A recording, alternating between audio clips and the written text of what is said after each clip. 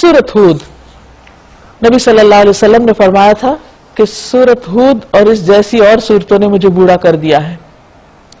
حقیقت یہ ہے کہ سورۃ ہود میں ایسے مضامین ہیں کہ جو انسان اگر پڑھے تو واقعی اس کے لیے بہت فکر مندی کا ذریعہ ہے. بسم اللہ الرحمن الرحیم. الف لام را کتاب احکمت آیاتہ ثم فصلت من لدن حکیم خبیر. الف لام را فرمان ہے ایک، یعنی اللہ کی کتاب جس کی آیتیں پختہ اور مفصل ارشاد ہوئی ہیں، یعنی اس کلام کے اندر الفاظ اور معانی اور اس کی تراکیب ہر چیز بہت ہی مناسب اور جچی تلی ہے، بہترین طریقے سے صاف صاف بیان کرنے والی، ایک دانا اور باخبر ہستی کی طرف سے کہ تم نہ بندگی کرو مگر صرف اللہ کی، اور میں تم کو خبردار کرنے والا بھی ہوں اور خوشخبری دینے والا بھی. اور یہ کہ تم اپنے رب سے معافی چاہو اور اس کی طرف پلٹ آؤ تو وہ ایک خاص مدت تک تم کو اچھا سامان زندگی دے گا، یعنی دنیا میں بھی تم نعمتوں سے فائدہ اٹھاؤ گے اور ہر صاحب فضل کو اس کا فضل عطا کرے گا. لیکن اگر تم منہ پھیرتے ہو تو میں تمہارے حق میں ایک بڑے ہولناک دن کے عذاب سے ڈرتا ہوں. تم سب کو اللہ کی طرف پلٹنا ہے اور وہ سب کچھ کر سکتا ہے، ہر چیز پر قدرت رکھتا ہے. دیکھو یہ لوگ اپنے سینوں کو موڑتے ہیں تاکہ آپ سے چھپ جائیں، یعنی آپ کا سامنا نہ کرنا پڑے اور آپ کی بات نہ ماننی پڑے. خبردار جب یہ کپڑوں سے اپنے آپ کو ڈھانپتے ہیں، اللہ ان کے چھپے کو بھی جانتا ہے اور کھلے کو بھی. یعنی یہ پیغمبر علیہ السلام سے چھپ سکتے ہیں لیکن اللہ سے نہیں چھپ سکتے. وہ تو ان بھیدوں سے بھی واقف ہے جو سینوں میں ہیں، وہ تو دلوں کی باتیں بھی جانتا ہے، تمہاری شکلوں کو کیسے نہیں پہچانتا، اور پیدا بھی تو اسی نے کیا ہے. الا یعلم من خلق وهو اللطیف الخبیر. کیا وہ نہ جانے گا جس نے بنایا، پیدا کیا، اور وہ بہت باریک بین، بہت باخبر ہے. وآخر دعوانا ان الحمد للہ رب العالمین. یہاں پر پارہ مکمل ہو گیا، لیکن اگر آپ کے ذہن میں کوئی سوال ہو، کوئی بات ہو، کوئی چیز ایڈ کرنا چاہیں، کوئی اپنے خیالات کا اظہار کرنا چاہیں تو you are most welcome. I was constantly thinking of Allah telling us about ilm. We try and get the worldly knowledge, but what happens about the Quran? Why do we overlook it? With all the details that Allah tells us about Jannah, all the benefits and the rewards that He is going to give us, and we don't care. He warns us. He bribes us with rewards. Give. For one, He is going to give us 700 times. What do we do? Allah guide us all. اس میں جو اللہ تعالیٰ فرما رہے ہیں کہ اگر اللہ تعالیٰ جو ہمیں تکلیف آتی ہے اس کو دور کوئی نہیں کر سکتا سوائے اللہ کے. یہ آیت اتنی اچھی ہے کہ بہت مجھے کلک کری کہ آج کل ہم یہی دیکھتے ہیں اگر کوئی مصیبت پریشانی آتی ہے تو لوگ اللہ کو چھوڑ کے دوسرے لوگوں کی طرف زیادہ تر بھاگتے ہیں. اگر اس ایک آیت پہ ہی ہم صرف غور کریں تو ہماری کتنی پریشانیاں دور ہو جائیں. اگر کوئی تکلیف آئے تو صرف ہم اللہ کے آگے ہاتھ پھیلائیں. یہ آیت مجھے بہت اچھی لگی اور اس پہ میں سورہ التوبہ کے بارے میں یہ کہنا چاہوں گی کہ جب ہم یہ لفظ التوبہ سنتے ہیں یا پڑھتے ہیں تو ہمارے ذہن میں ایک طرح سے ریپینٹنس یعنی توبہ کا تصور آنے لگتا ہے. تو اس صورت میں مختلف جگہوں پہ اللہ تعالیٰ کی اس صفت کو بہت زیادہ ابھارا گیا ہے. کہیں پہ غفور و رحیم کا ذکر آتا ہے، کہیں پہ تواب الرحیم کا ذکر آتا ہے، اور پھر اسی صورت کے اینڈ میں جو آپ صلی اللہ علیہ وسلم کی جو کوالٹی یہاں پہ بتائی گئی ہے وہاں پہ رؤوف الرحیم اس کا ذکر آتا ہے. تو چونکہ اللہ تعالیٰ کی کوالٹی ہے رحیم و کریم کہ وہ خود بھی درگزر سے کام لیتا ہے، اس لیے اس نے انسانوں کے لیے بھی پسند کیا ہے کہ ہم بھی دوسروں کی خطاؤں کو درگزر کرنا سیکھیں. اس سے آخرت کے اجر و ثواب کے علاوہ اس کا فائدہ یہ ہے کہ دنیا میں امن و سکون پھیلے گا. جہاں پہ ہمارا ضمیر ہم سے کہے کہ ہم سے کوئی غلط کام ہو گیا ہے، گناہ ہو گیا ہے، ہم نے کسی کو تکلیف دی ہے، تو وہاں پہ چاہیے ہمیں کہ بغیر کسی شک و شبے میں پڑے بغیر ہم اللہ تعالیٰ سے توبہ کریں. کہ سورہ توبہ کی آیا نمبر 122 مجھے بہت اچھی لگی کہ اس میں بتایا گیا ہے کہ علم دین کو لوگوں تک پہنچائیں، اور بطور امت مسلمہ ہمارا یہ فرض بنتا ہے کہ ہم لوگوں کو اللہ سے جوڑیں. جسے اللہ تعالیٰ نے آیت نمبر 61 سورہ یونس میں فرمایا ہے کہ کوئی ذرے برابر چیز زمین اور آسمان میں ایسی نہیں نہ چھوٹی نہ بڑی، جو تیرے رب کی نظر سے پوشیدہ ہو. یعنی کہ ہم جو کچھ بھی کرتے ہیں، اچھا عمل یا برا عمل، تو جب بھی کرتے ہیں تو ہمارے ذہن میں یہ تصور آتا ہے کہ برا کرتے ہیں تو کوئی دیکھ نہ لے. یعنی کہ انسان کا تصور آتا ہے کہ ہمیں کوئی برا کرتے ہوئے دیکھ نہ لے. لیکن جب ہم کچھ اچھا کرتے ہیں تو ریاکاری آ جاتی ہے کہ ہمیں لوگ دیکھیں. لیکن ہم کبھی یہ نہیں سوچتے کہ ایک ہستی ہے جو ہمیں ہر ٹائم دیکھتی ہے، نہ جب ہم کرتے ہیں برا کرتے ہیں، جب ہم اچھا کرتے ہیں. لیکن جب ہم یہ سوچیں تو ہم اچھا کریں گے تو ہمیں ریاکاری نہیں آئے گی، اور جب ہم برا کریں گے تو ہم یہ سوچیں گے کہ اللہ تعالیٰ ہے تو ہم وہ برا بھی نہیں کریں گے. مجھے سورہ توبہ میں ایک بات بہت اچھی لگی کہ ہمیں اپنی غلطیوں کا اعتراف کرنا چاہیے کہ جب ہم اپنی غلطیوں کا اعتراف نہیں کریں گے تو ہمارے ذمے دو گناہ ہو جائیں گے. ایک تو ہماری غلطی جو ہم نے کی ہے اس کا گناہ، اور ایک جو ہم نہیں اعتراف کر رہے ہوتے کہ ہم نے یہ نہیں کیا، جھوٹ بولنے کا گناہ الگ. اچھا، جیسا بھی آپ نے فرمایا کہ ہر نبی نے اپنی قوم کو تنبیہ کی کہ عذاب سے ڈرایا ہے کہ توبہ استغفار کر لیا جائے. اور ہم آج کے حالات میں دیکھتے ہیں کہ ہم لوگوں کو ایک دوسرے کو فارورڈ کرتے ہیں میسیجز کہ علماء کی طرف سے بیان آ گیا ہے کہ حالات خراب ہے، استغفار کیا جائے، تو ہم بغیر سوچے سمجھے یہ کر دیتے ہیں اور اس چیز کو سوچتے نہیں ہیں کہ واقعی ہم توبہ استغفار کر رہے ہیں یا نہیں. احساس کے ساتھ استغفار نہیں کرتے.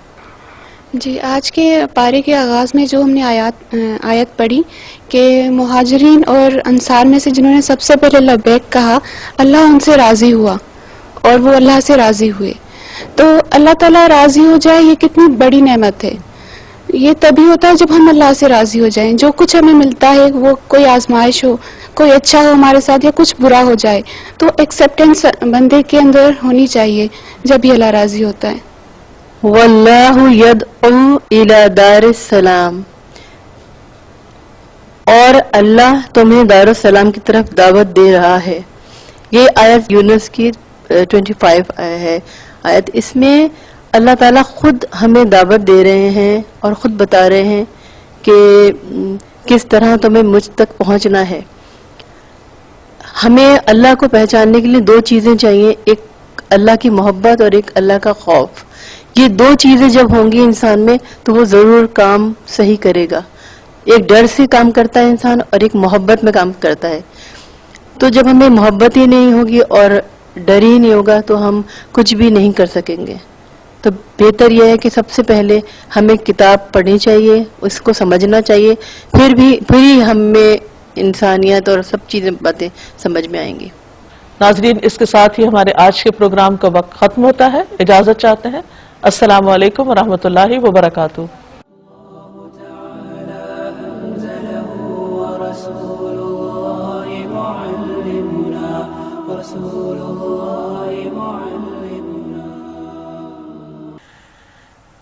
آج ہم 12ویں پارے کا مطالعہ کریں گے. ارشاد باری تعالیٰ ہے وَمَا مِن دَابَّةٍ فِي الْأَرْضِ إِلَّا عَلَى اللَّهِ رِزْقُهَا وَيَعْلَمُ مُسْتَقَرَّهَا وَمُسْتَوْدَعَهَا كُلٌّ فِي كِتَابٍ مُبِينٍ. زمین میں چلنے والا کوئی جاندار ایسا نہیں جس کا رزق اللہ کے ذمہ نہ ہو اور جس کے متعلق وہ نہ جانتا ہو کہ وہ کہاں رہتا ہے اور وہ کہاں سونپا جاتا ہے. سب کچھ ایک صاف دفتر میں درج ہے، سب کچھ لکھا ہوا ہے. اللہ نے یہ زمین بنائی اور اس زمین پر تمام چیزوں کو پیدا کیا. جتنے بھی جاندار ہیں ان کی تمام ضروریات وہ خود پوری کر رہا ہے. ہر ایک کی رزق کی، کھانے پینے کی نیڈز، اس کی ڈیمانڈز فرق ہیں. اور اللہ تعالیٰ ایک پتھر کے اندر پائے جانے والے کیڑے کو بھی رزق دے رہا ہے. ہم نہیں جانتے کہ اس کی ضرورت کیا ہے، لیکن جس نے پیدا کیا وہ جانتا ہے. اور اسی طرح ایک انسان کی ضرورت بھی وہی پوری کرتا ہے. سب کا رازق وہی ہے. جابر رضی اللہ عنہ سے روایت ہے کہ رسول اللہ صلی اللہ علیہ وسلم نے فرمایا اگر ابن آدم اپنے رزق سے یوں بھاگے جیسے وہ موت سے بھاگتا ہے تو بھی اس کا رزق اسے یوں پالے گا جیسے اسے موت پا لیتی ہے. یعنی رزق جو ہے وہ تو انسان کی پیدائش سے پہلے اس کے لیے لکھا جاتا ہے، اور جس نے بھی زمین پر زندہ رہنا ہے اس نے کچھ نہ کچھ کھانا پینا تو ہے. اور نہ صرف یہ کہ وہ یہاں کی ضروریات پوری کر رہا ہے بلکہ وہ یہ تک جانتا ہے کہ کوئی انسان یا جانور رہتا کہاں ہے. اس کے رہنے کی جگہ اور پھر کہاں سونپا جاتا ہے، یعنی مرنے کے بعد وہ کہاں پر دفن کیا جائے گا۔ نبی صلی اللہ علیہ وسلم نے فرمایا جب تم میں سے کسی کی موت کسی زمین میں ہوتی ہے تو اسے وہاں جانے کی حاجت پڑ جاتی، جب اپنے انتہا کے مقام تک پہنچ جاتا ہے تو اللہ تعالیٰ اس کی روح قبض کر لیتا ہے، اور قیامت کے دن وہاں کی زمین کہے گی اے مالک یہ تیری امانت حاضر ہے۔ انسان کی جہاں موت لکھی ہوتی ہے وہاں اس کی کوئی ضرورت پیش آ جاتی ہے اور وہ خود وہاں پہنچ جاتا ہے۔ اللہ تعالیٰ نے ہر ایک کا کھانا اور اس کے ساتھ ساتھ اس کے رہنے کی جگہ، اس کے زندگی گزارنے کے تمام اسباب، یہ سب کچھ مہیا کر رکھا ہے، اور یہ سب کچھ لکھا ہوا بھی ہے، صرف حکم نہیں اس کا بلکہ اس کے ساتھ ساتھ پوری پلاننگ لکھی ہوئی موجود ہے۔ وَهُوَ الَّذِي خَلَقَ السَّمَاوَاتِ وَالْأَرْضَ فِي سِتَّةِ أَيَّامٍ وَكَانَ عَرْشُهُ عَلَى الْمَاءِ لِيَبْلُوَكُمْ أَيُّكُمْ أَحْسَنُ عَمَلًا، اور وہی ہے جس نے آسمانوں اور زمین کو 6 دنوں میں پیدا کیا، جبکہ اس سے پہلے اس کا عرش پانی پر تھا، تاکہ تم کو آزما کر دیکھے کہ تم میں کون بہتر عمل کرنے والا ہے۔ یعنی اللہ تعالیٰ نے تمام چیزوں کو پیدا کیا اور پھر انسان کو بنایا، انسان کی خدمت میں ہر چیز کو لگایا، اور انسان کو اس لیے بنایا گیا تاکہ یہ دیکھا جائے کہ جب اس کو آزادی دی گئی سوچنے کی، بولنے کی، سننے کی، اپنی مرضی سے کام کرنے کی، تو پھر وہ ان تمام نعمتوں کو پا کر کرتا کیا ہے؟ ایکم احسن عملا، تم میں سے اچھے عمل کس کے ہیں؟ وَلَئِن قُلْتَ إِنَّكُمْ مَبْعُوثُونَ مِن بَعْدِ الْمَوْتِ، اب اگر آپ ان سے کہتے ہیں کہ لوگوں مرنے کے بعد تم دوبارہ اٹھائے جاؤ گے، تو منکرین فوراً بول اٹھتے ہیں کہ یہ تو صریح جادوگری ہے، یعنی مرنے کے بعد دوبارہ جی اٹھنے پر ایمان نہیں رکھتے۔ حالانکہ جب ایک دفعہ پیدا کیا اللہ نے، اور یہ سب مانتے تھے کہ اللہ ہی خالق ہے، مشرکین عرب کو اس میں کچھ مشکل نہیں تھی یہ ماننے میں، لیکن ان کی سمجھ میں یہ بات نہیں آتی تھی کہ مرنے کے بعد پھر کیسے اٹھیں گے۔ تو انہیں بتایا ہی جا رہا ہے کہ جس رب نے پہلا پیدا کر دیا وہ دوبارہ بھی کر سکتا ہے، اور اگر ہم ایک خاص مدت تک ان کی سزا کو ٹالتے ہیں تو وہ کہنے لگتے ہیں کہ آخر کس چیز نے اسے روک رکھا ہے، عذاب کیوں نہیں آ جاتا۔ سنو، جس روز اس سزا کا وقت آ گیا تو وہ کسی کے پھیرے نہ پھر سکے گا، اور وہی چیز ان کو آ گھیرے گی جس کا وہ مذاق اڑا رہے ہیں۔ وَلَئِنْ أَذَقْنَا الْإِنسَانَ مِنَّا رَحْمَةً ثُمَّ نَزَعْنَاهَا مِنْهُ إِنَّهُ لَيَئُوسٌ كَفُورٌ، اگر کبھی ہم انسان کو اپنی رحمت سے نوازنے کے بعد پھر اسے محروم کر دیتے ہیں تو وہ مایوس ہو جاتا ہے، ناشکری کرنے لگتا ہے۔ یعنی یہ انسان کا حال ہے جو اپنے تئیں بہت بڑی چیز بنتا ہے، لیکن چھوٹا سا صدمہ، چھوٹی سی پریشانی اور چھوٹی سی مشکل اس کے حواس کھو دیتی ہے، اور وہ ایک دم مایوسی میں چلا جاتا ہے، اور جو کچھ اس کو ملا ہوتا ہے، یعنی جو نعمتیں اس کے پاس ہوتی ہیں ان کو بھی بھول جاتا ہے اور ناشکری کرنے لگتا ہے۔ وَلَئِنْ أَذَقْنَاهُ نَعْمَاءَ بَعْدَ ضَرَّاءَ مَسَّتْهُ لَيَقُولَنَّ ذَهَبَ السَّيِّئَاتُ عَنِّي إِنَّهُ لَفَرِحٌ فَخُورٌ، اور اگر اس مصیبت کے بعد جو اس پر آئی تھی ہم اسے نعمت کا مزہ چکھاتے ہیں تو کہتا ہے میری تو ساری تکلیفیں چلی گئیں، پھر وہ پھولا نہیں سماتا اور اکڑنے لگتا ہے۔ یعنی مومن کا رویہ تکلیف میں صبر کا ہوتا ہے اور خوشی میں نعمت پر شکر کا، لیکن اس کے برعکس اگر ایمان نہ ہو تو انسان تکلیف پر جزا فضا کرنے لگتا ہے، اللہ سے شکوے کرنے لگتا ہے، اور اگر خوشی ملے، نعمت ملے تو اس پر پھولنے اور اکڑنے لگتا ہے، اس کو اپنا ذاتی کمال سمجھتا ہے۔ إِلَّا الَّذِينَ صَبَرُوا وَعَمِلُوا الصَّالِحَاتِ، اس عیب سے اگر کوئی پاک ہے تو بس وہ لوگ جو صبر کرنے والے ہیں اور نیکوکار ہیں، اولئک لہم مغفرۃ واجر کبیر، یہ وہی ہے جن کے لیے بخشش ہے اور بہت بڑا اجر۔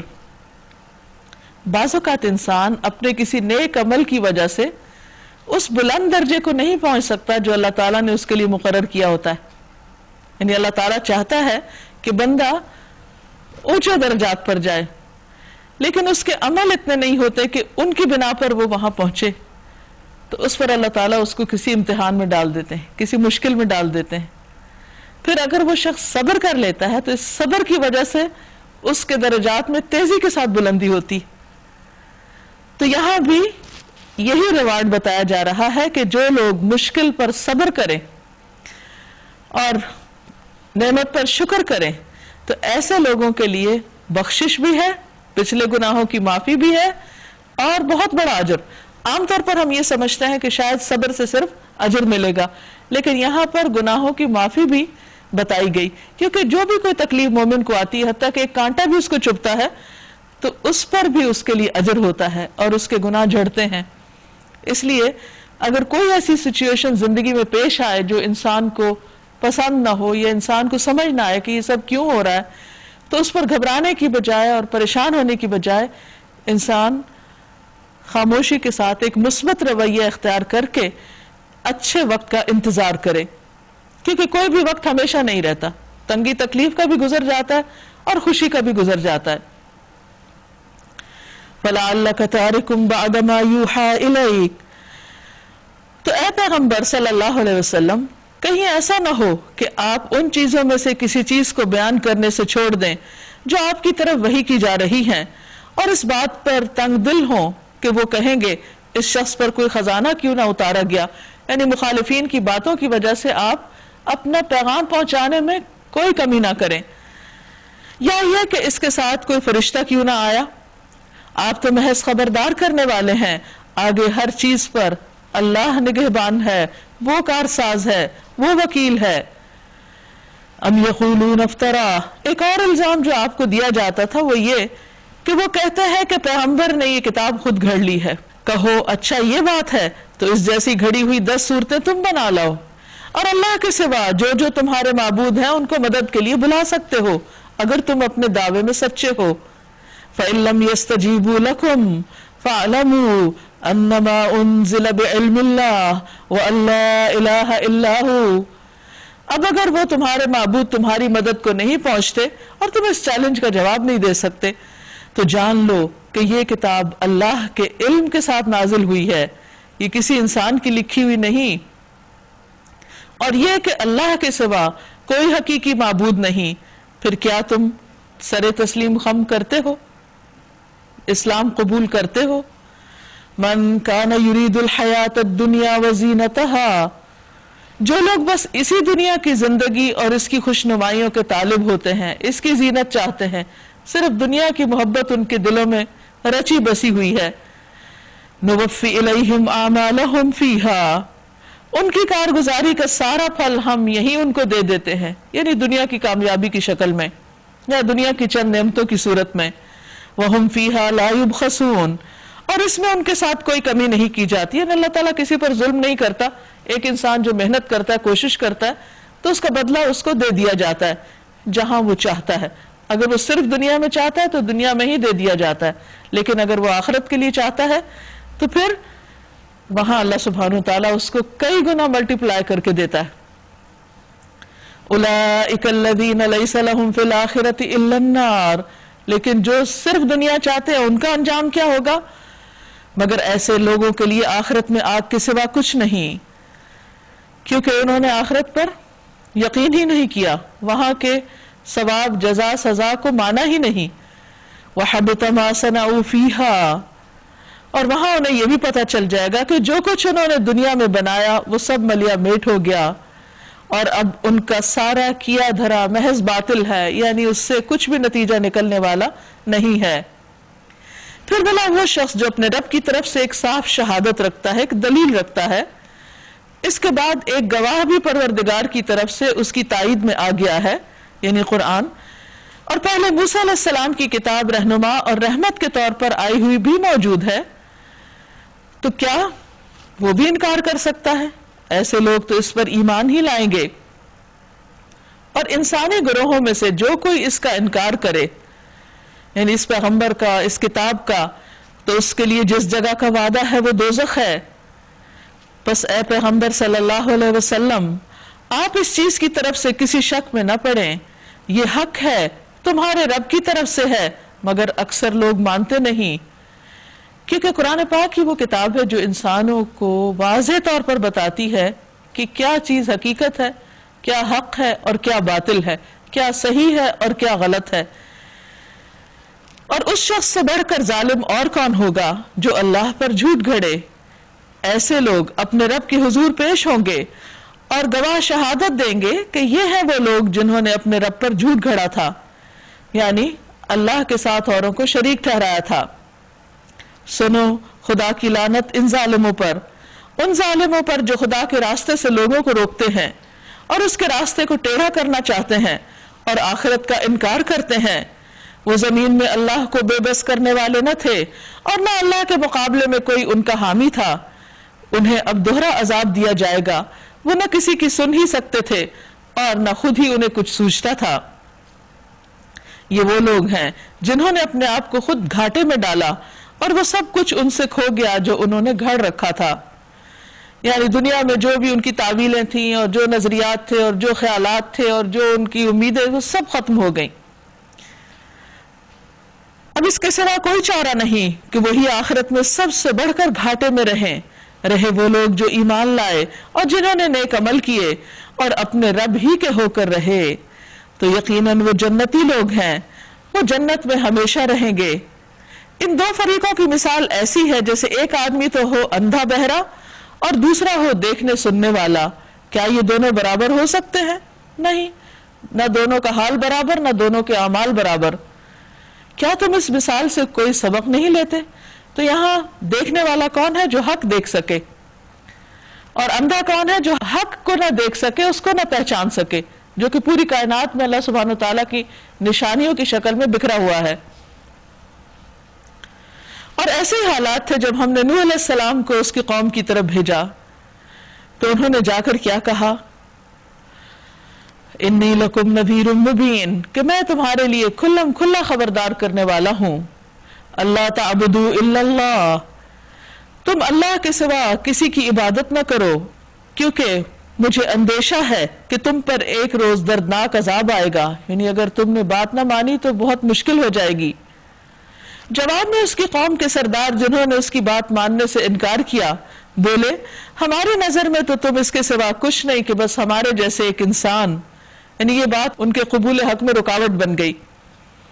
اور ہم دیکھ رہے ہیں کہ ہماری قوم میں سے بس ان لوگوں نے جو ہمارے ہاں سب سے نچلے طبقے کے تھے بے سوچے سمجھے تمہاری پیروی اختیار کر لی ہے، یعنی کوئی بہت اونچے طبقے والے اور بڑے لوگ تمہارے ساتھ نہیں ہیں، اس لیے ہمارے خیال میں تم حق پر نہیں۔ یعنی انہوں نے پیغمبر کی سچائی کو جانچنے کا جو معیار رکھا تھا وہ یہ کہ ان کے ساتھی کون ہے، ایمان کون لایا ہے۔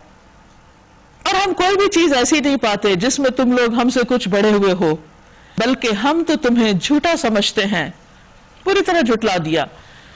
اس نے کہا، اے برادران قوم، ذرا سوچو تو صحیح کہ اگر میں اپنے رب کی طرف سے ایک کھلی شہادت پر قائم تھا اور پھر اس نے مجھے اپنی خاص رحمت سے بھی نواز دیا، مگر وہ تم کو نظر نہ آئی، تو آخر ہمارے پاس کیا ذریعہ ہے کہ تم ماننا نہ چاہو اور ہم زبردستی تم پر اس کو چپک دیں، اس کو لازم کر دیں۔ وَيَا قَوْمِ لَا أَسْأَلُكُمْ عَلَيْهِ مَالًا، اور اے میری قوم، میں اس کام پر تم سے کسی مال کا، دنیاوی فائدے کا سوال نہیں کرتا، میرا اجر تو اللہ کے ذمہ ہے، اور میں ان لوگوں کو دھکے دینے سے بھی رہا جنہوں نے میری بات مانی ہے، اور وہ آپ ہی اپنے رب کے حضور جانے والے ہیں، یعنی ان کی جو بھی قدر و قیمت ہے ان کے رب کو اچھی طرح معلوم ہے، مگر میں دیکھتا ہوں کہ تم لوگ جہالت برت رہے ہو۔ اور اے قوم، اگر میں ان لوگوں کو دھتکار دوں تو خدا کی پکڑ سے مجھے کون بچانے آئے گا؟ تم لوگوں کی سمجھ میں کیا اتنی بات بھی نہیں آتی؟ اور میں تم سے نہیں کہتا کہ میرے پاس اللہ کے خزانے ہیں، نہ میں یہ کہتا ہوں کہ میں غیب کا علم رکھتا ہوں، نہ میرا یہ دعویٰ ہے کہ میں فرشتہ ہوں، اور یہ بھی میں نہیں کہہ سکتا کہ جن لوگوں کو تمہاری آنکھیں حقیر دیکھتی ہیں، حقارت سے دیکھتی ہیں، انہیں اللہ نے کوئی بھلائی نہیں دی، ان کے نفس کا حال اللہ ہی بہتر جانتا ہے، اگر میں ایسا کہوں تو ظالم ہوں گا۔ آخرکار ان لوگوں نے کہا، اے نوح، تم نے ہم سے جھگڑا کیا، یعنی نوح علیہ السلام نے ان کے اعتراضات کے جو جواب دیے اس کو انہوں نے جھگڑا کہہ دیا اور بہت کر لیا، اب تو بس وہ عذاب لے آؤ جس کی تم ہمیں دھمکی دیتے ہو اگر تم سچے ہو۔ نوح علیہ السلام نے جواب دیا، وہ تو اللہ ہی لائے گا اگر چاہے گا، اور تم اتنا بلبوتا نہیں رکھتے کہ اسے روک سکو، یعنی جس دن عذاب آ گیا پھر تم اسے روک نہ سکو گے۔ اب اگر میں تمہاری کچھ خیر خواہی کرنا بھی چاہوں تو میری خیر خواہی تمہیں کوئی فائدہ نہیں دے سکتی جبکہ اللہ ہی نے تمہیں بھٹکانے کا ارادہ کر لیا ہو. یعنی تمہاری ہٹ دھرمی اور یہ شر پسندی اور بے وجہ کے جھگڑے اور بحثیں، یہ ساری چیزیں تمہارے حق کے قبول کرنے کے راستے میں رکاوٹ بن گئی ہیں. اس بنا پر اللہ تعالیٰ اب تمہیں ہدایت بھی نہیں دینا چاہتا. وہی تمہارا رب ہے اور اسی کی طرف تمہیں پلٹنا ہے. اے محمد صلی اللہ علیہ وسلم، کیا یہ لوگ کہتے ہیں کہ اس شخص نے یہ سب کچھ خود گھڑ لیا ہے؟ ان سے کہیے اگر میں نے یہ خود گھڑا ہے تو مجھ پر اپنے جرم کی ذمہ داری ہے، اور جو جرم تم کر رہے ہو یعنی حق کا انکار کر کے، اس کی ذمہ داری سے میں بری ہوں. یوں محسوس ہوتا ہے کہ نوح علیہ السلام کا قصہ سن کر قوم کو پھر اعتراض ہوا کہ یوں لگتا ہے جیسے محمد صلی اللہ علیہ وسلم نے یہ قصہ خود گھڑ لیا، اپنے پاس سے بنا کے پیش کر رہے ہیں. تو اس پر آپ نے فرمایا کہ ٹھیک ہے، اگر تم یہ سمجھتے ہو کہ میں نے یہ گھڑا ہے تو مجھ پر اپنے اس کام کی ذمہ داری ہے، لیکن جو الزام تم لگا رہے ہو اور جو جرم تم کر رہے ہو حق کا انکار کر کے، اس کے پھر تم خود ہی ذمہ دار ہوگے. وَأُوحِيَ إِلَى نُوحٍ، اور نوح علیہ السلام پر وحی کی گئی کہ تمہاری قوم میں سے جو لوگ ایمان لا چکے بس وہ لا چکے، اب کوئی ماننے والا نہیں ہے. ان کے کرتوتوں پر غم کھانا چھوڑ دو اور ہماری نگرانی میں ہماری وحی کے مطابق ایک کشتی بنانی شروع کر دو. اور دیکھو جن لوگوں نے ظلم کیا ہے ان کے حق میں مجھ سے اب کوئی سفارش نہ کرنا، یہ سب کے سب اب ڈوبنے والے ہیں. نوح علیہ السلام کشتی بنا رہے تھے، کہتے کئی سال لگے ان کو کشتی بنانے میں، کیونکہ 3 منزلہ کشتی تھی بہت بڑی. اور اس کی قوم کے سرداروں میں سے جو کوئی ان کے پاس سے گزرتا وہ اس کا مذاق اڑاتا. انہوں نے کہا اگر تم ہم پر ہنستے ہو تو ہم بھی تم پر ہنستے ہیں. ان قریب تمہیں خود معلوم ہو جائے گا، ان قریب تمہیں خود معلوم ہو جائے گا کہ کس پر وہ عذاب آتا ہے جو اسے رسوا کر دے گا، اور کس پر وہ بلا ٹوٹ پڑتی ہے جو ٹالے نہ ٹلے گی.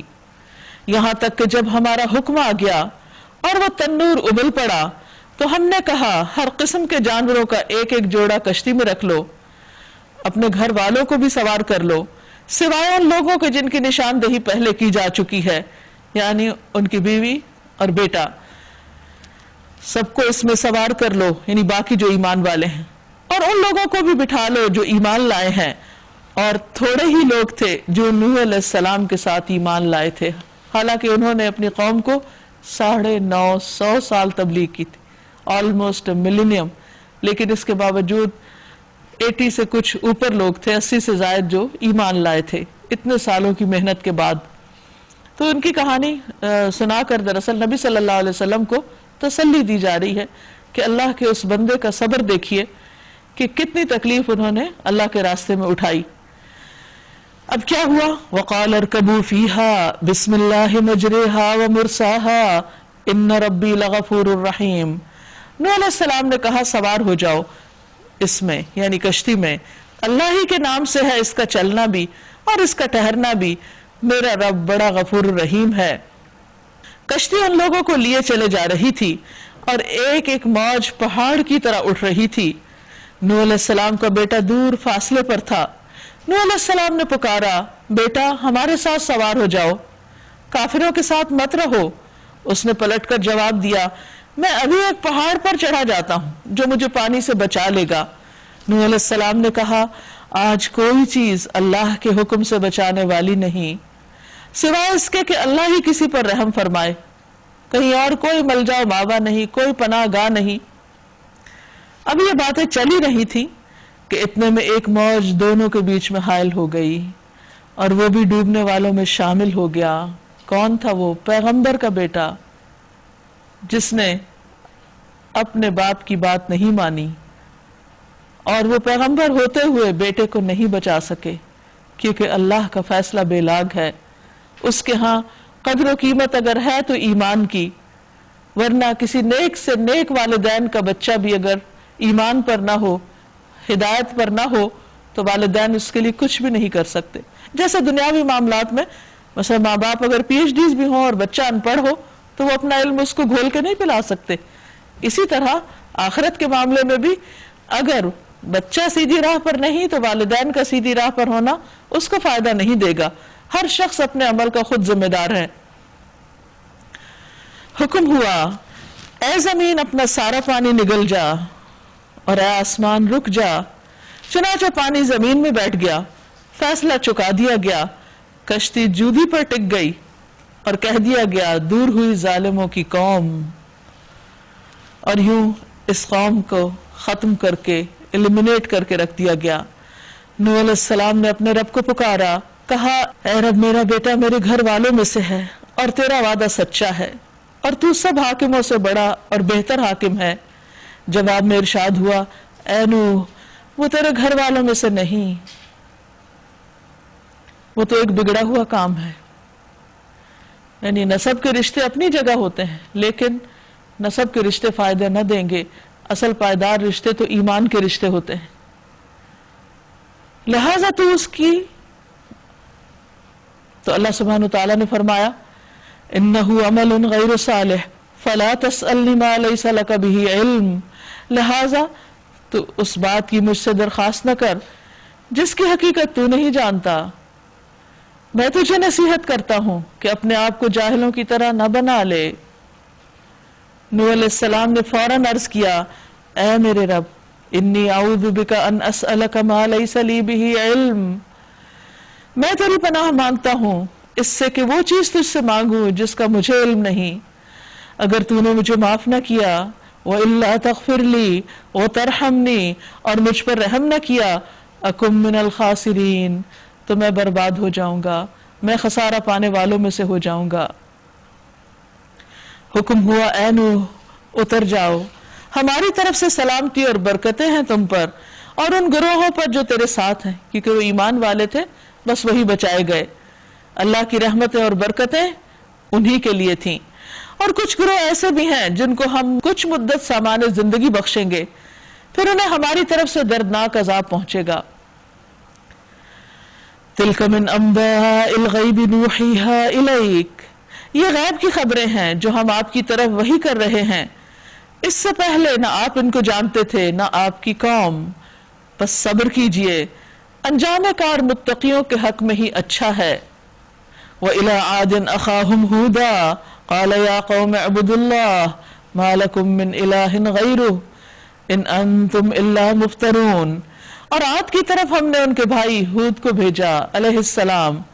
اس نے کہا اے میری قوم کے لوگو اللہ کی عبادت کرو, تمہارا کوئی الہ اس کے سوا نہیں, تم نے محض جھوٹ گھڑ رکھے ہیں.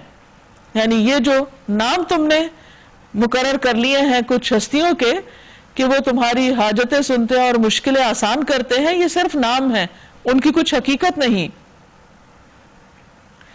اے میری قوم اس کام پر میں تم سے کوئی اجر نہیں چاہتا, میرا اجر تو اس کے ذمہ ہے جس نے مجھے پیدا کیا. کیا تم عقل سے ذرا کام نہیں لیتے؟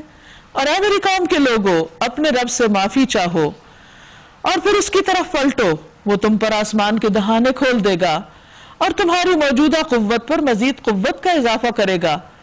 زبیر بن عوام رضی اللہ عنہ سے روایت ہے رسول اللہ صلی اللہ علیہ وسلم نے فرمایا جو آدمی یہ بات پسند کرتا ہے کہ اس کا نامہ اعمال اسے خوش کر دے تو اسے چاہیے کہ وہ کثرت سے استغفار کرے, مجرموں کی طرح منہ نہ پھیرو. تو اس سے یہ پتہ چلتا ہے کہ اگر کوئی قوم غلطی کرنے کے بعد توبہ کر لیتی, استغفار کر لیتی ہے تو اللہ تعالیٰ اس کو معاف کر دیتا ہے اور اس پر نعمتیں عام کر دیتا ہے. کسی بھی مشکل سے نکلنے کا بہترین راستہ, بہترین ذریعہ استغفار ہے. انسان پر جو مشکل آتی ہے وہ اس کے اپنے گناہوں کی وجہ سے آتی ہے. تو اگر انسان کسی مشکل میں ہو تو اس کو چاہیے کہ وہ کثرت سے استغفار پڑھے. نہ صرف یہ کہ دنیا میں بلکہ آخرت میں بھی جب انسان اپنا نامہ اعمال دیکھے گا تو استغفار کی کثرت کی وجہ سے خوش ہو جائے گا. انہوں نے جواب دیا اے ہود تو ہمارے پاس کوئی سری شہادت لے کر نہیں آیا, یعنی کوئی ایسی کھلی علامت, کوئی ڈگری, کوئی دلیل نہیں تمہارے پاس کہ جس سے ہمیں پتہ چلے کہ واقعی آپ کو اللہ نے پیغمبر بنا کے بھیجا ہے. اور تیرے کہنے سے ہم اپنے معبودوں کو نہیں چھوڑ سکتے اور تجھ پر ہم ایمان لانے والے نہیں. صاف انکار کر دیا انہوں نے. ہم تو یہ سمجھتے ہیں کہ تیرے اوپر ہمارے معبودوں میں سے کسی کی مار پڑ گئی, یعنی کسی دیوی دیوتا نے تمہاری گستاخی کی وجہ سے تمہارے ساتھ یہ سلوک کیا ہے, یہ تم پر یہ اثر کر دیا ہے کہ آج تم ایسی باتیں کہہ رہے ہو. نعوذ باللہ ان کے نزدیک بہکی ہوئی باتیں تھی.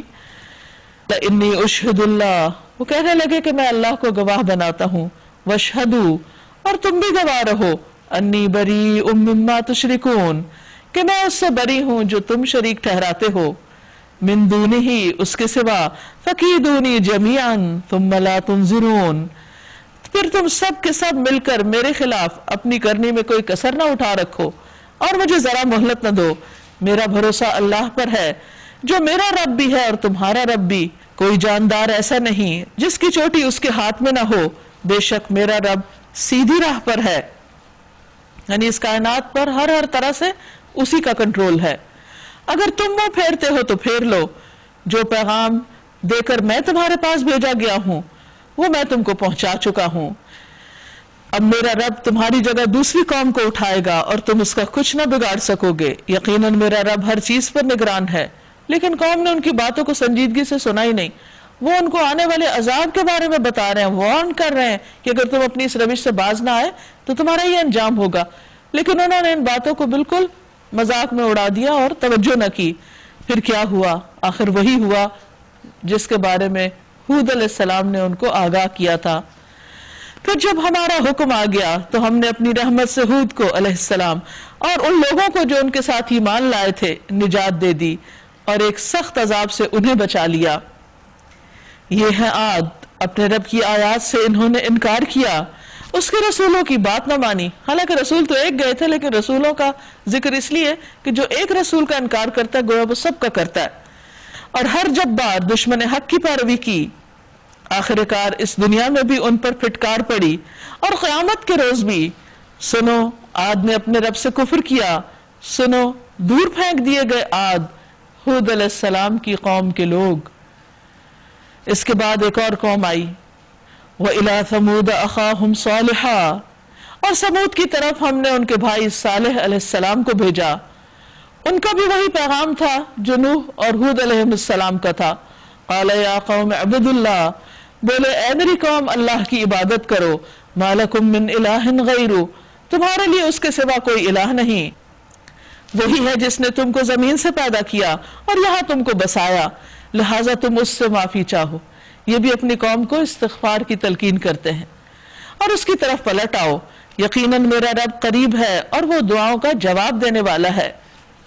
انہوں نے کیا کہا؟ قالوا یا صالح، بولے اے صالح، اس سے پہلے تو ہمارے درمیان ایک ایسا شخص تھا جس سے ہماری بڑی توقعات وابستہ تھی، یعنی تمہاری ہوش مندی، ذہانت، فراست، سنجیدگی، متانت، تمہاری زبردست شخصیت، اس سے ہمیں بہت کچھ امیدیں وابستہ تھی کہ تم ہمارے بڑے کام کے ہونہار بچے نکلو گے، لیکن تم تو یہ بالکل ہی الٹ راستے پہ چل پڑے۔ کیا تو ہمیں ان معبودوں کی پرستش سے روکنا چاہتا ہے جن کی پرستش ہمارے باپ دادا کرتے تھے؟ یہ تم نے کیا کام شروع کر دیا کہ اپنے آباء و اجداد کے طریقے سے ہٹ کر ایک اور طریقہ نکال لیا؟ تو جس طریقے کی طرف ہمیں بلا رہا ہے اس کے بارے میں ہمیں سخت شبہ ہے، جس نے ہمیں خلجان میں ڈال رکھا ہے، ہمارے دل کو نہیں لگتی تمہاری باتیں، اور انکار بھی نہیں کر پا رہے تھے کیونکہ دل کے اندر ایک کھلبلی سی تھی۔ صالح علیہ السلام نے کہا، اے میری قوم، تم نے کچھ اس بات پر بھی غور کیا ہے کہ اگر میں اپنے رب کی طرف سے ایک صاف شہادت رکھتا تھا اور پھر اس نے اپنی رحمت سے بھی مجھ کو نواز دیا، یعنی نبوت بھی عطا کی، تو اس کے بعد اللہ کی پکڑ سے مجھے کون بچائے گا اگر میں اس کی نافرمانی کروں؟ تم میرے کس کام آ سکتے ہو سوائے اس کے کہ مجھے اور زیادہ خسارے میں ڈال دو۔ اور اے میری قوم کے لوگوں، دیکھو یہ اللہ کی اونٹنی تمہارے لیے ایک نشانی ہے، اسے خدا کی زمین میں چرنے کے لیے آزاد چھوڑ دو، کیونکہ انہوں نے خود ہی نشانی مانگی تھی تو ان کے جواب میں، ان کی بات کے جواب میں ملی تھی ان کو یہ نشانی۔ اس سے ذرا تعرض نہ کرنا، اس کو تکلیف نہ دینا، ورنہ کچھ زیادہ دیر نہ گزرے گی کہ تم پر خدا کا عذاب آ جائے گا۔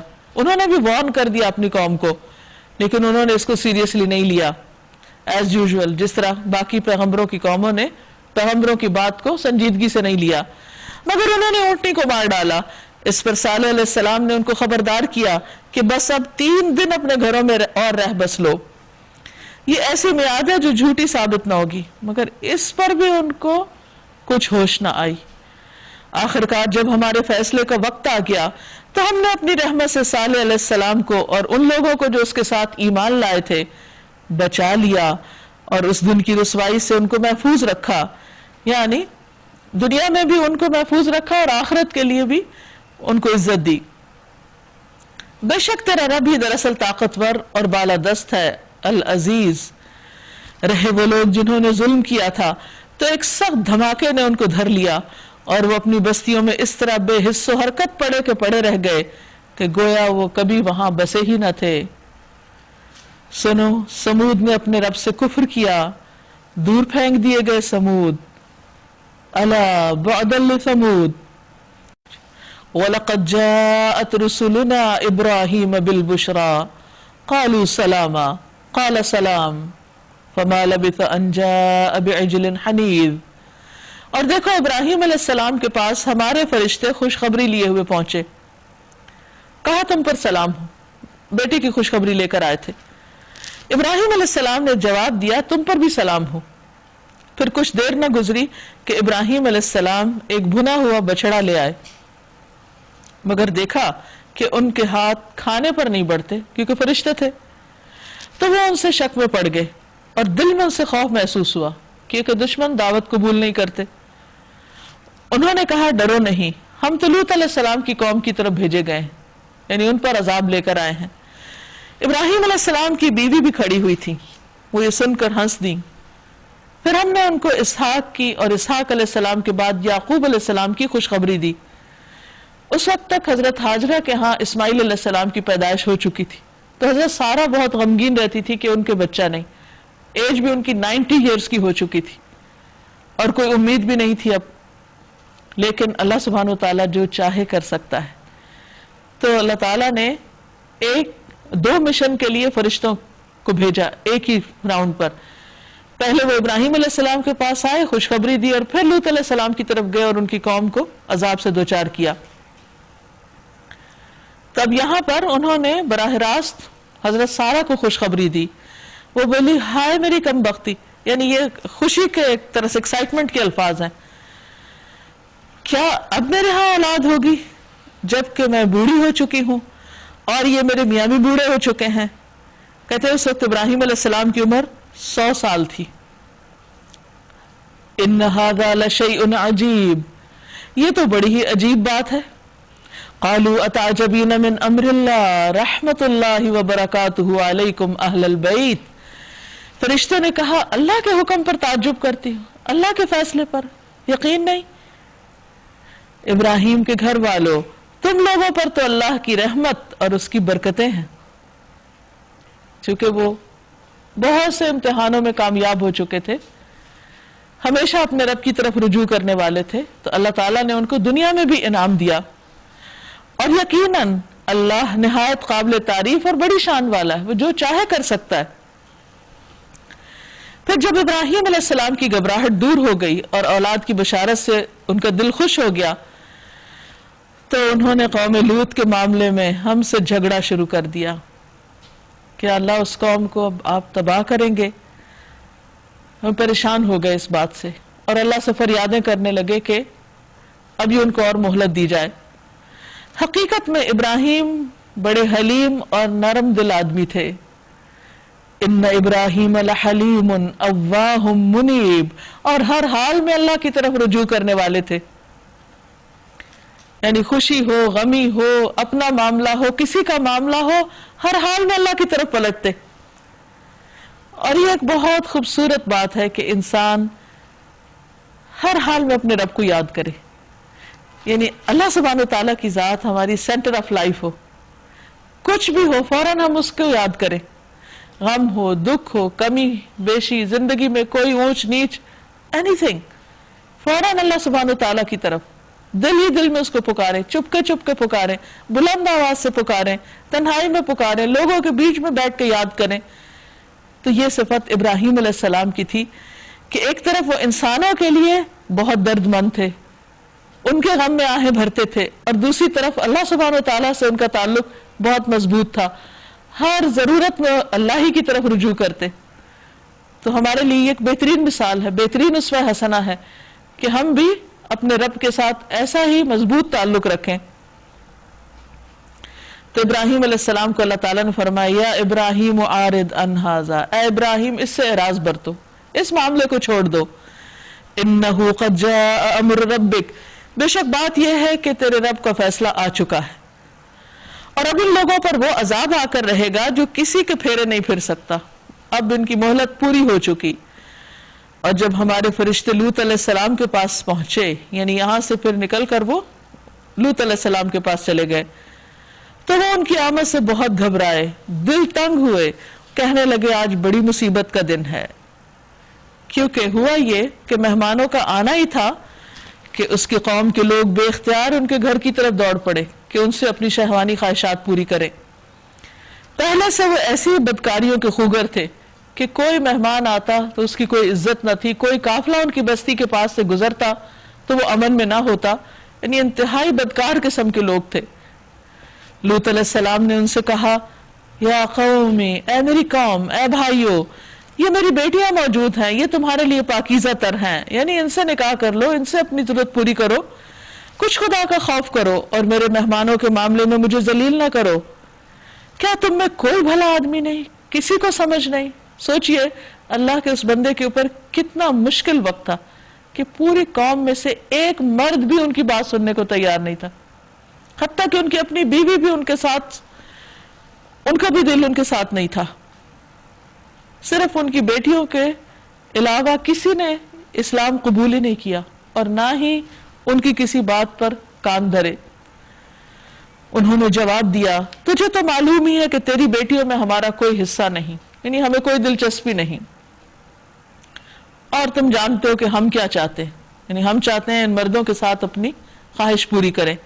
लूत अलैहिस्सलाम ने कहा, काश मेरे पास इतनी ताकत होती कि मैं तुम्हें सीधा कर देता, या कोई मजबूत सहारा ही होता, नहीं मेरा कोई मददगार होता, कोई भाई होता, कोई साथी होता, कोई ग्रुप होता मेरे साथ कि मैं तुम्हारे साथ निबटता और उसकी पनाह लेता।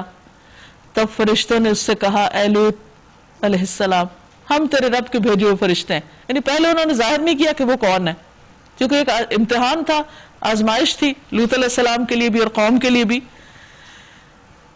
तो कहने लगे ये लोग तेरा कुछ बिगाड़ ना सकेंगे, आप फिक्र नहीं करें, बस तू कुछ रात रहे अपने अहलो अयाल को लेकर निकल जा, और देखो तुम में से कोई शख्स पीछे पलट कर ना देखे, मगर तेरी बीवी साथ नहीं जाएगी, क्योंकि उस पर भी वही कुछ गुजरने वाला है जो इन लोगों पर गुजरना है।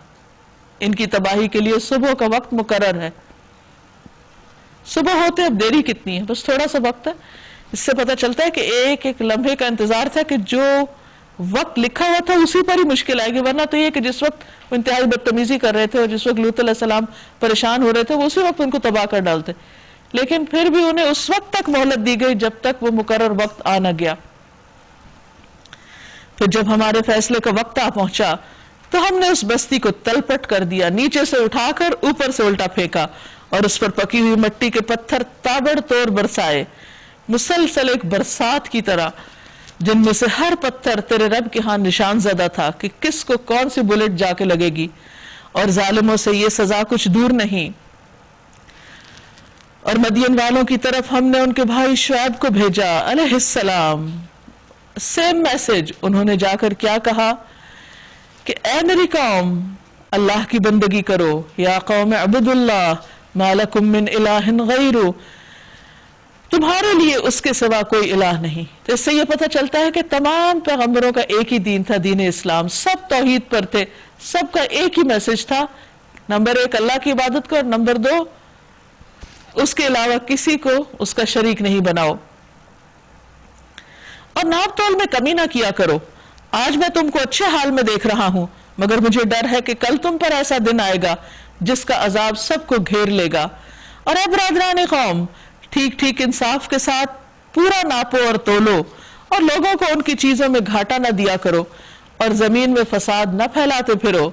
अल्लाह की दी हुई बचत तुम्हारे लिए बेहतर है अगर तुम मोमिन हो, और बहरहाल मैं तुम्हारे ऊपर कोई निगराने कार नहीं हूं, यानी मैं तुम्हें समझा तो सकता हूं लेकिन तुम्हारा जिम्मेदार नहीं हूं, इस सेंस में कि मैं तुम्हें रोक दूं, जिस बुराई का तुम इर्तिकाब कर रहे हो उससे मैं तुम्हें जबरन रोक दूं, ये मैं नहीं कर सकता।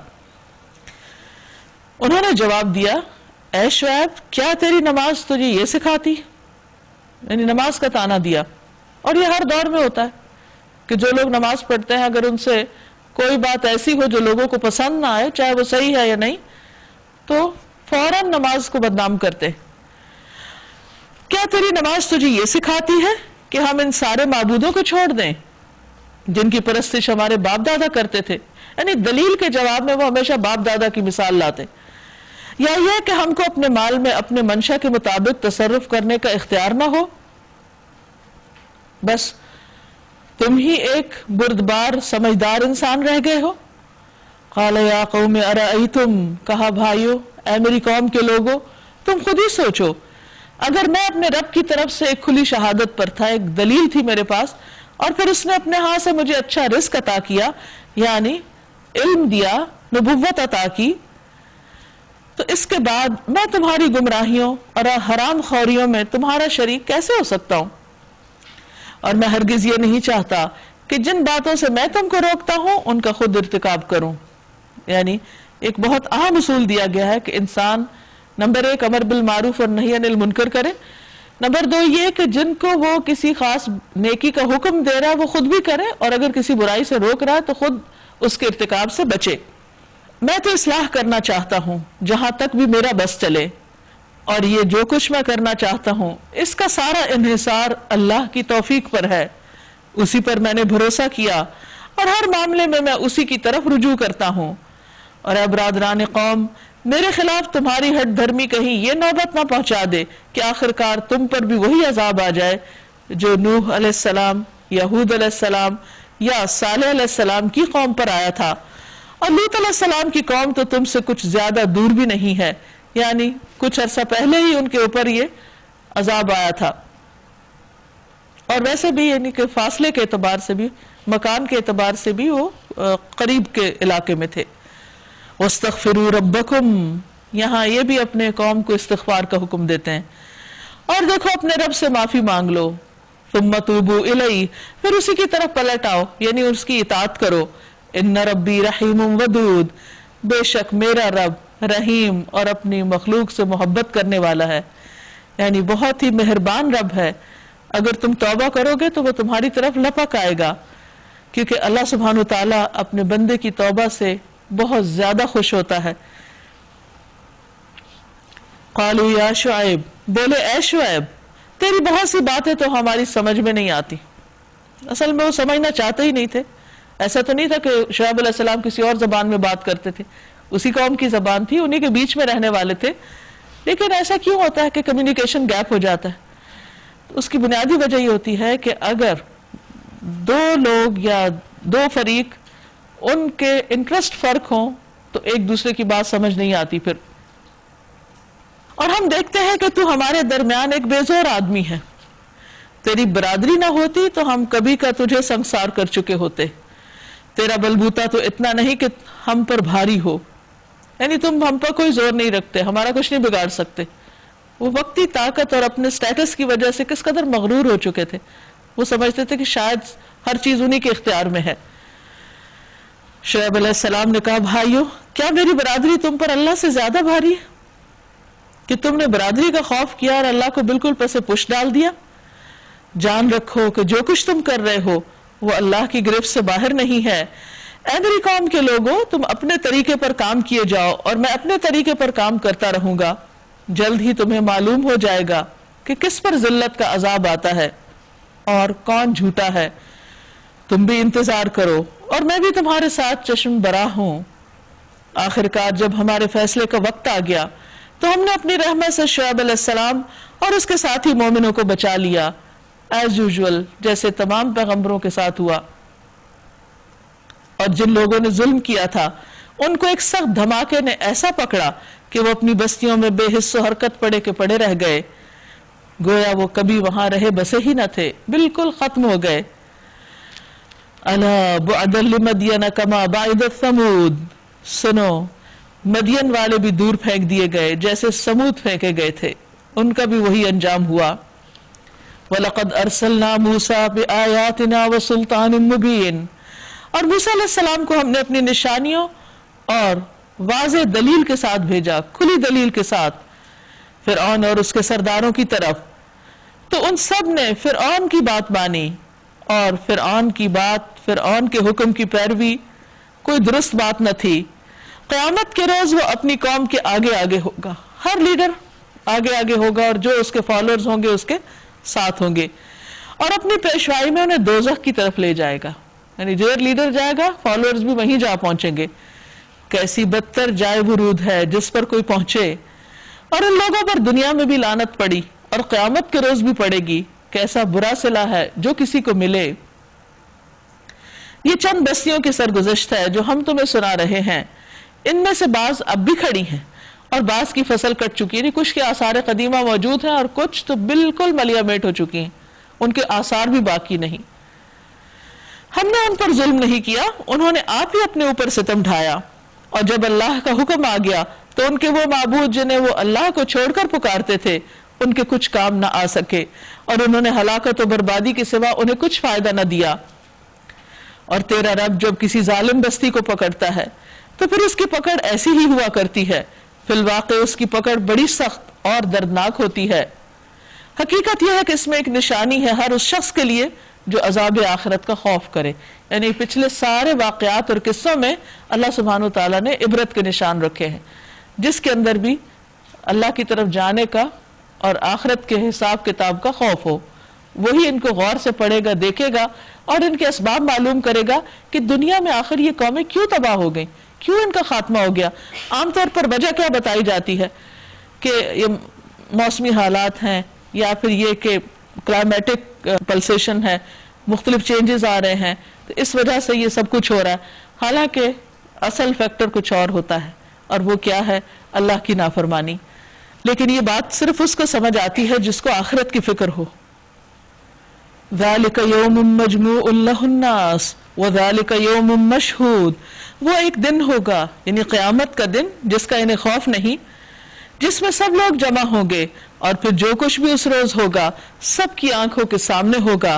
ہم اس کے لانے میں بہت کچھ زیادہ تاخیر نہیں کر رہے, بس ایک گنی چنی مدت اس کے لیے مقرر ہے.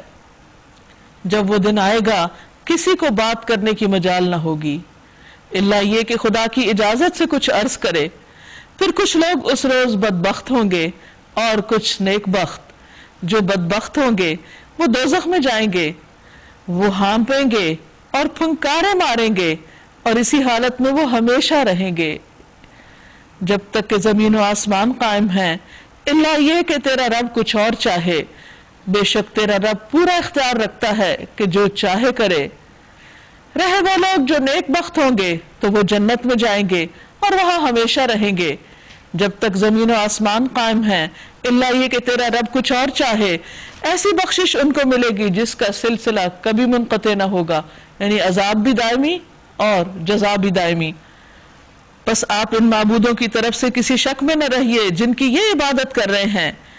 یہ تو اسی طرح پوجا پاٹ کیے جا رہے ہیں جس طرح ان کے پہلے باپ دادا کرتے تھے, اور ہم ان کا حصہ انہیں بھرپور دیں گے بغیر اس کے کہ اس میں کچھ کاٹ کسر ہو. وَلَقَدْ آتَيْنَا مُوسَى الْكِتَابَ فَاخْتُلِفَ فِيهِ. ہم اس سے پہلے موسیٰ علیہ السلام کو بھی کتاب دے چکے ہیں اور اس کے بارے میں بھی اختلاف کیا گیا تھا, یعنی جس طرح آج قرآن مجید کے بارے میں کیا جا رہا ہے. یعنی کوئی نئی بات نہیں, ہمیشہ ہی ہوتا رہا. اگر آپ کے رب کی طرف سے ایک بات پہلے ہی طے نہ کر دی گئی ہوتی تو ان اختلاف کرنے والوں کے درمیان کبھی کا فیصلہ چکا دیا گیا ہوتا.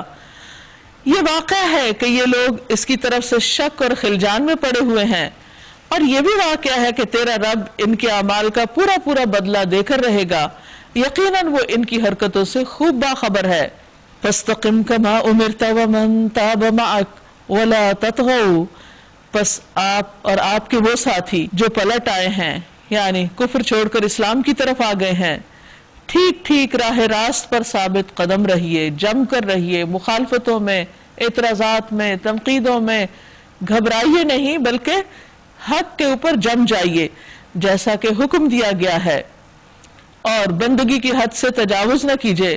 جو کچھ تم کر رہے ہو اس پر تمہارا رب نگاہ رکھتا ہے.